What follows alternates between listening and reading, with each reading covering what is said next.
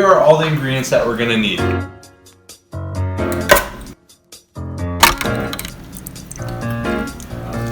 So you want to squeeze out all the liquid. You want it to be as dry as possible.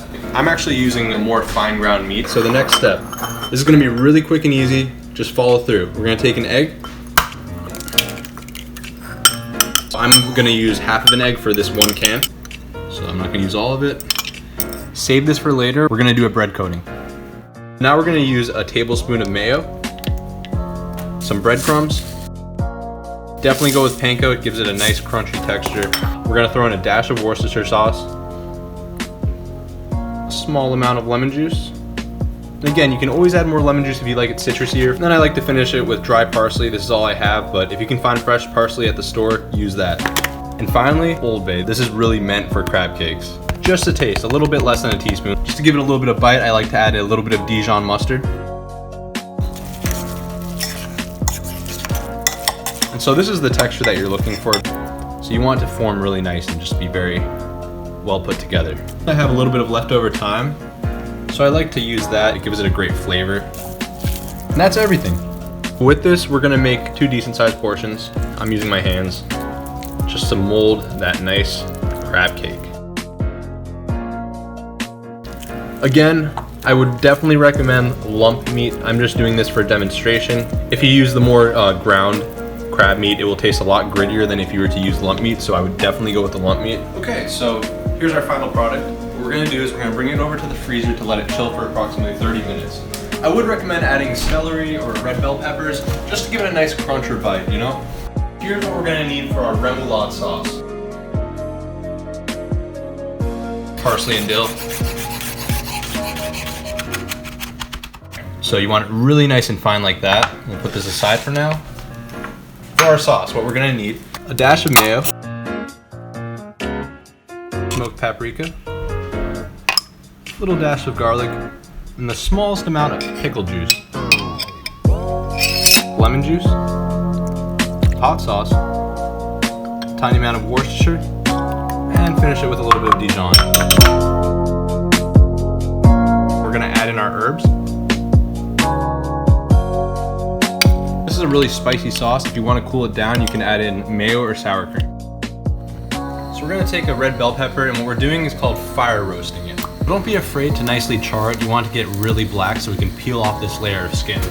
So now that this is just about done, we're going to put it in a bowl. As quick as you can, take some plastic wrap and cover it nicely. That way moisture will build up and the skin will be much easier to peel.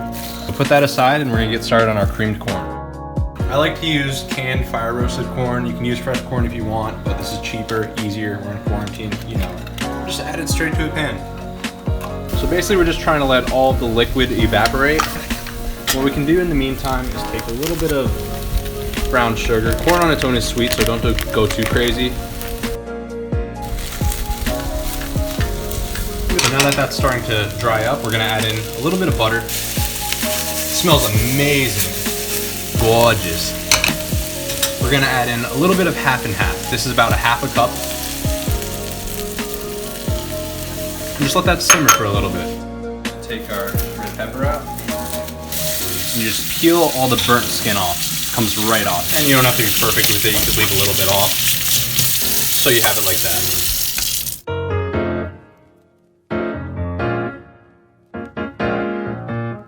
Okay. We're gonna take that, add that to our pan.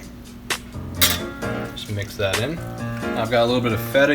You can add in feta, cotija, parmesan, whatever cheese you got, and let that simmer for another minute or two. That's just about the texture that you want it at, so we're gonna finish it with a dash of pepper, a little sprinkle of salt. Gorgeous. Okay, so we've got our eggs from earlier that I was talking about, flour, and breadcrumbs. If you guys don't already know, smoked paprika is my favorite seasoning, so I like to add that to my flour.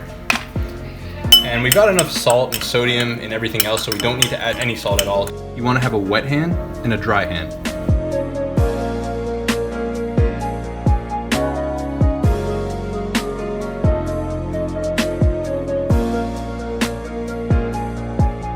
Just shake off any excess.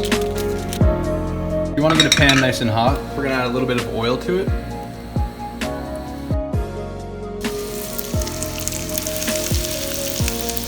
And let that cook for about 2 minutes on each side till it's golden brown. And then we're just gonna flip it. Okay, so now that it's developed a nice crust on both sides, we're gonna take it to our toaster oven. Just throw it in there. I love radishes, gives a nice crunch, and I'm just using this for garnish.